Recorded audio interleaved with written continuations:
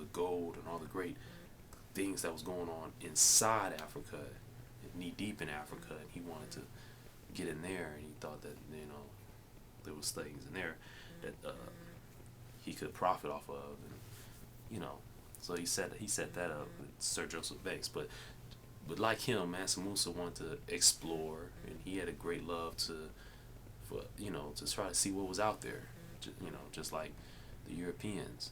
So Mansa Musa he probably knew that going on this pilgrimage or hajj, that he wasn't going to be able to speak the language of other civilizations.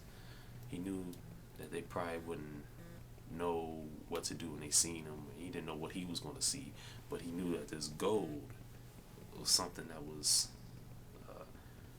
marvelous, something wonderful, and he took it with him. I mean, as they said, he had like 100 horses, each carrying 300 pounds of gold, and he would just give this gold out to people, little gold nuggets to people everywhere he went. So, yeah, but he learned about the Arabic language.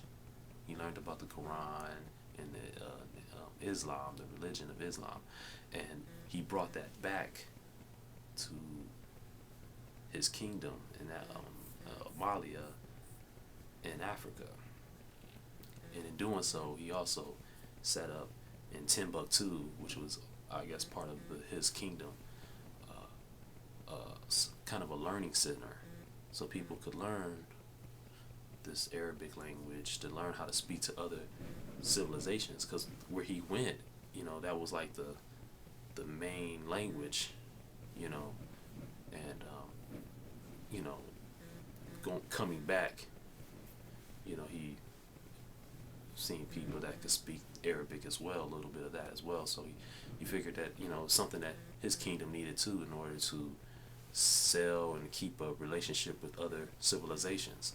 So yeah, he set a school up in Timbuktu where people learn about other things in other civilizations, as well as keep their own beliefs as well. So he didn't force people into that. Mansa Musa didn't force people into believing in it, but wanted people to understand that in order for them to be this great civilization, and even be better, they had to understand this language. They had to understand this book called the Quran. They had to understand the religion Islam, but they could still practice their own beliefs. And so that was that. But as far as the Jews and the Christians, the people of the book of the Bible, Jews and Christians, the Jews were very private with their religion. They wasn't the type that went out on a pilgrimage or hajj and try to preach it and teach it to everyone else. But when the Christians came out, they were just as private with their religion as well. The thing was, when the Europeans got their hands on that book, they, this is why the Vatican is in Europe. This is it, because when they got their hands on that book, they used it for their exploitation and their nationalism, to spread their nationalism, basically. And that's why when you see them go on to other lands, like the Americas, they went with their Bibles, or when they went to explore Africa, they went with their Bible,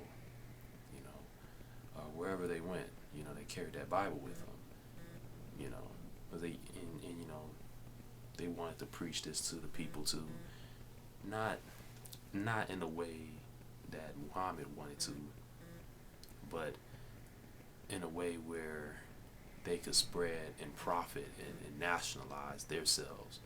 The same thing that what we're doing today, with what America's doing today. We're trying to westernize other countries. It's trying to spread our form of government. When these people got their own form of government, these people can handle themselves. This their country, but yet we go in their land, trying to spread our form of government, our form of governing. And that's just a brief history. It's a lot more to it, but it's just a brief history.